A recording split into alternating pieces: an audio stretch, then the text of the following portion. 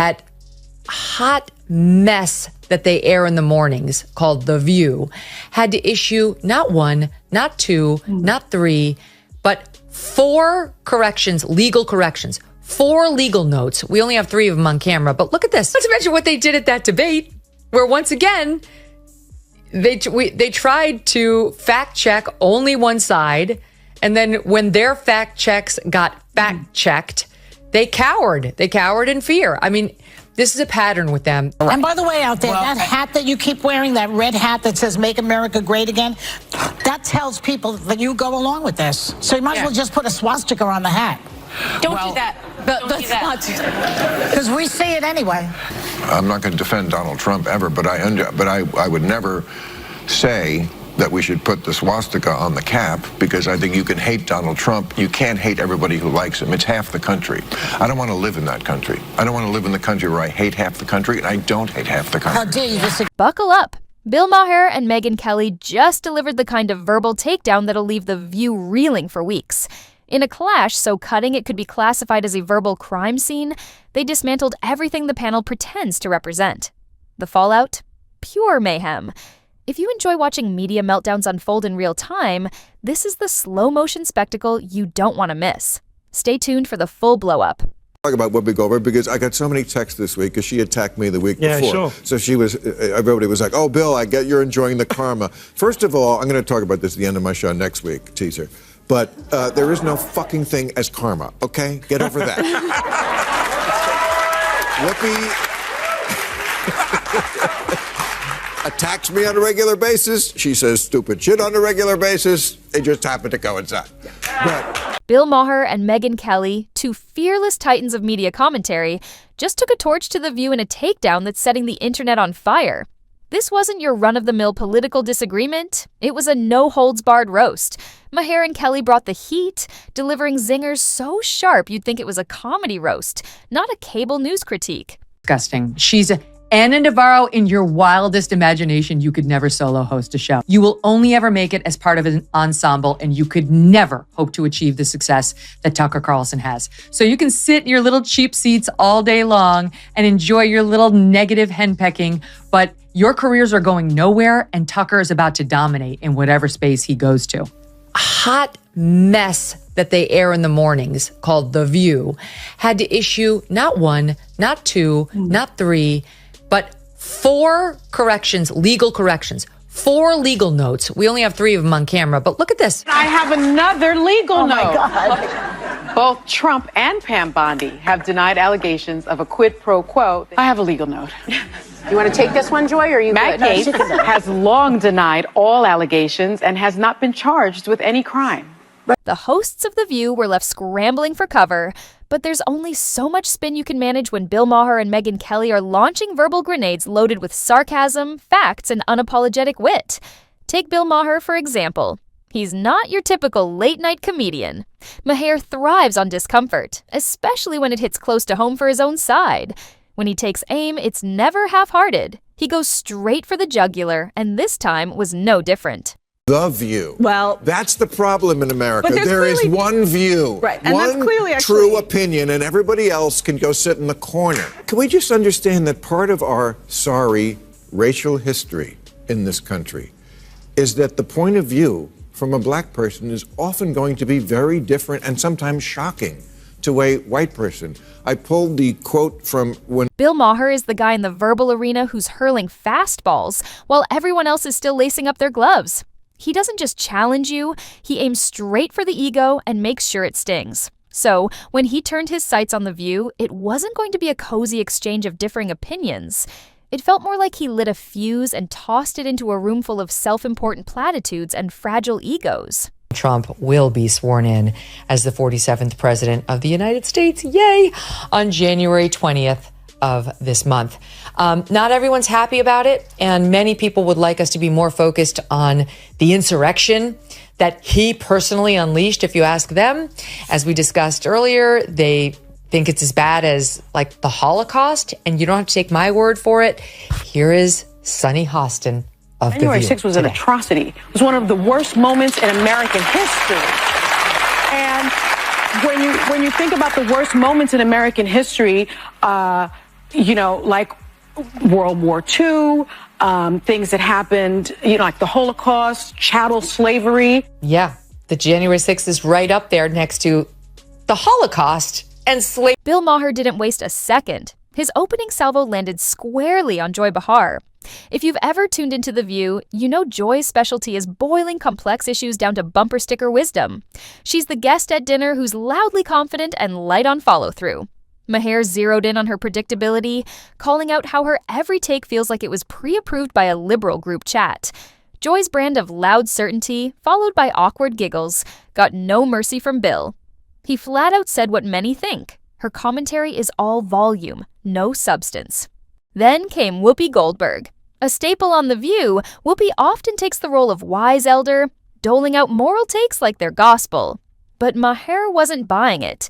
He tore into her tendency to play the all-knowing sage, calling out how often her reasoned opinions feel more like dramatic monologues from someone mistaking seniority for wisdom. To Maher, she's not the voice of reason. She's the person at a party who prefaces outdated nonsense with, well, actually...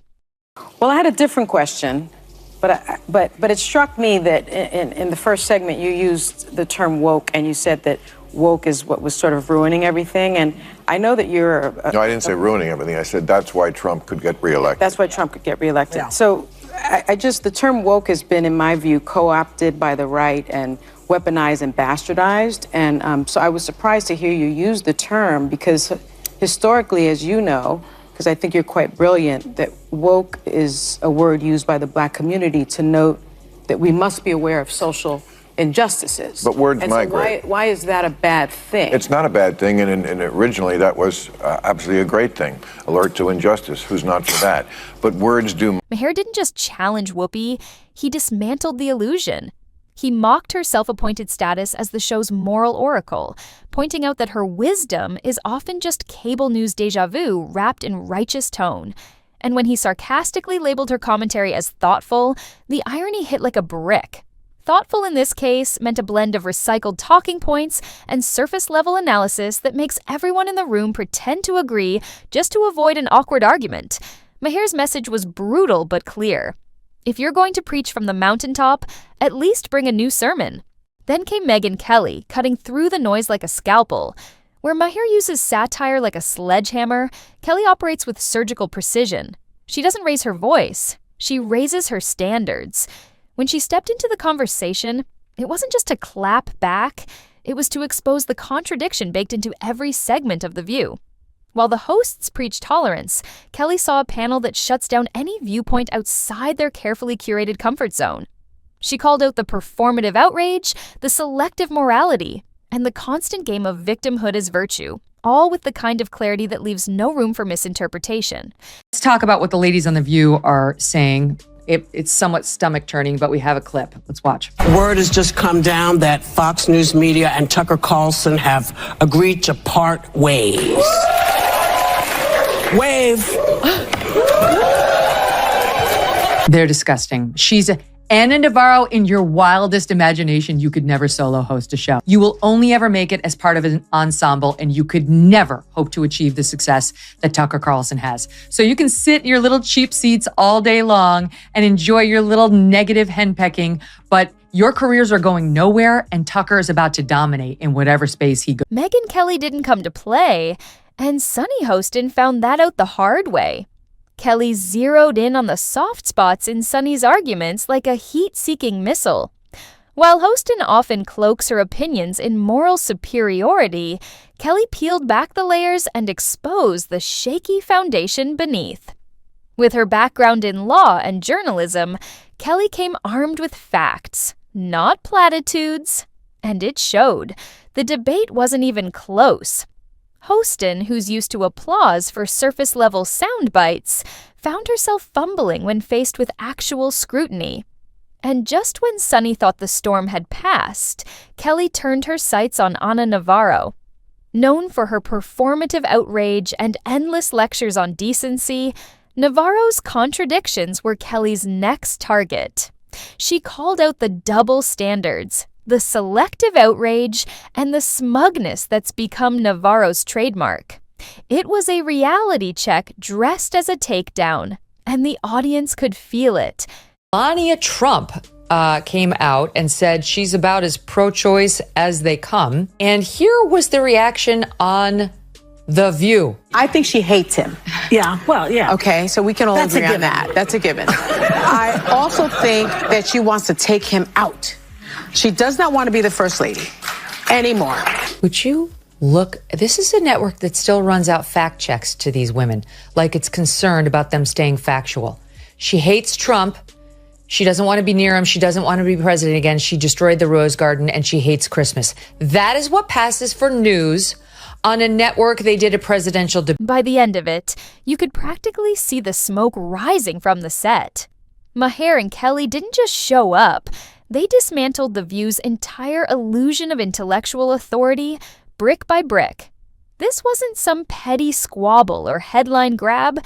It was a precision strike on the hypocrisy that's been simmering under the surface for years. While Whoopi clung to her usual vague platitudes and Navarro tried to deflect with indignation, Maher and Kelly kept the pressure on. There were no safe spaces, no applause breaks to hide behind, just the raw, unfiltered reality that maybe, just maybe, the self-proclaimed gatekeepers of public discourse aren't as sharp as they think. And as the dust settled, it wasn't Maher or Kelly scrambling to save face. It was the hosts of The View, left staring at the wreckage of their own unchallenged narratives. Whoopi Goldberg was angry when Alyssa pointed out that Trump went to the funeral of Officer Diller. Yes. On Long Island, and Joe Biden went to a podcast. Look at Whoopi Goldberg's reaction. Choose what you like there, but for Republicans, it was good imagery. Really? One day later, yes. And I'm asking that because I was so offended because you know who showed up. This wasn't just a media moment. It was a wake-up call wrapped in a masterclass. What unfolded was less a debate and more a demolition, with Maher and Kelly playing surgeon and sniper in equal measure. On one end, you had a panel clinging to virtue signals and rehearsed outrage. On the other, two seasoned pros slicing through it all with logic, wit, and actual substance. It was almost tragic how unaware The View hosts were of how outmatched they'd become, like actors sticking to a script while the whole stage burns behind them. Maher and Kelly didn't need theatrics. They let the truth do the talking, and in the end, that was more powerful than any applause line. The aftermath wasn't loud. It was quiet, stunned, and undeniable, because when real intellect enters the room, the noise tends to stop. Old enough to remember when it was the conservatives who hated the Jews. Yeah.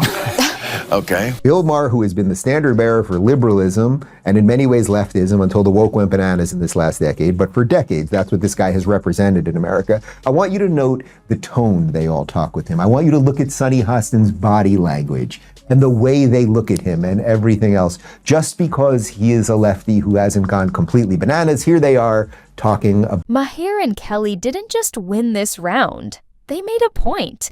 They exposed how fragile the foundations of mainstream media can be when confronted with real intellect and sharp wit. By stripping away the political fluff and hollow virtue signaling, they showed the world what The View truly is: a clattering cacophony of recycled opinions with no substance to back it up. For all their claims of diversity and open dialogue, Maher and Kelly made it clear that The View is little more than a polished echo chamber, where talking points are repeated without real challenge.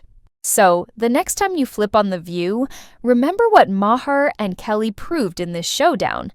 Those hosts may have the platform, but it was Maher and Kelly who walked away with the victory. The irony of The View trying to lecture the masses on intellectualism is almost too much to handle. It's a spectacle, really, seeing a group of hosts who can barely keep up with the pace of real, thoughtful debate, trying to present themselves as the cultural gatekeepers. After all, when Bill Maher and Megyn Kelly are dismantling your arguments with precision and clarity, you start to wonder if The View even knows how to handle a real discussion. has to be for everybody. Right. We can have platforms that have stuff on them that not everyone on that platform or who consumes stuff on that platform enjoys. And The View is a particularly weird place to do a cancellation.